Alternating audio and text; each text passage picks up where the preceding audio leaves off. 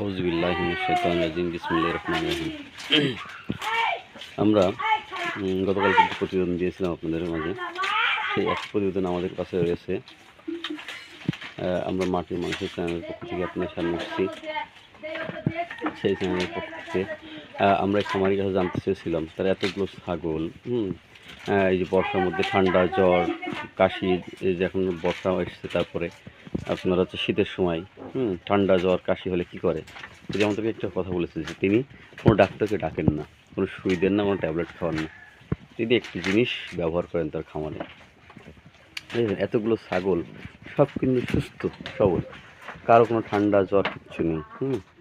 তারা খায় কি? তারা খায় কাঁঠালি পাতা, ঝড় জঙ্গল, লতা পাতা এবং এই যে খড়, ছোটো ছোটো খড় কেটে ভুসি দিয়ে মাখিয়ে খাওয়ায়। তা এদেরকে ঠান্ডা লাগে না। তার কারণ হচ্ছে আমি যাদের জানতে চাইলাম যে কী ব্যবহার করেন, বলে শ্বাসকষ্ট, নাকে পোটা, তারপর আপনার জ্বর, এগুলোর জন্য তারা একটা জিনিস ব্যবহার করে, কোনো কিচ্ছু থাকবে না। এটার নাম এই যে আপনাদের সামনে আমি ক্যামেরার সামনে নিয়ে আসছি, দেখুন। এটা একটি ওষুধ, এটা একমি কোম্পানির একটি প্রোডাক্ট। বাইরের দেশ থেকে ওরা আমদানি করেছে একটি কোম্পানি। এই যে একটু ভালো করে দেখে রাখুন, লুপ ফ্রেশ ওষুধটার নাম হচ্ছে লুপ ফ্রেশ। এই ওষুধটা যদি আপনি আপনার খামারে রাখেন তাহলে আপনার খামারে কোনো ডাক্তারের প্রয়োজন হবে না। ঠান্ডা জ্বর কাশি এসবের ক্ষেত্রে কোনো রকমের কোনো ডাক্তার প্রয়োজন হবে না।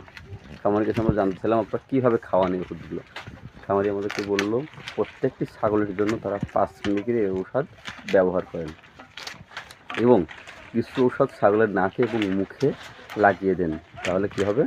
ছাগল নিঃশ্বাস নেবে, ছাগলের অতিরিক্ত ঠান্ডা জ্বরের কারণে শ্বাস প্রশ্বাসের কষ্ট হবে, সেটা থেকে ছাগল মুক্তি পাবে।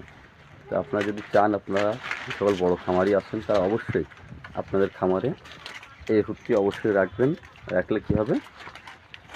আপনাদের ছাগলের ঠান্ডা জ্বর নিউমোনিয়া শ্বাসকষ্ট থেকে মুক্তি পাবে, তাদের কোনো রকম কষ্ট হবে না।